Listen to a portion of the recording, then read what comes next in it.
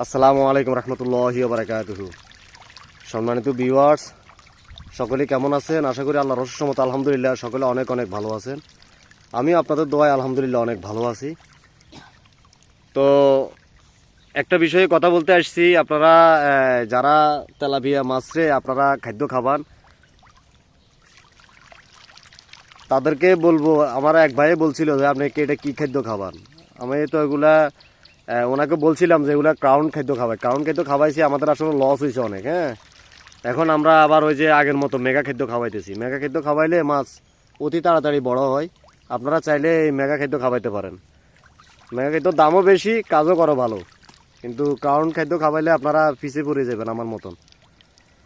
এই যে এগুলা দিলে থাকে না, মানে সেকেন্ডের মধ্যে খেয়ে লাই, এই যে শেষ।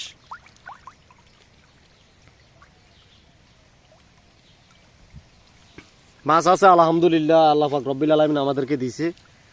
তো বেচার হরা আলহামদুলিল্লাহ বোঝা যাইব যে কি পরিমাণ লাভ হয়।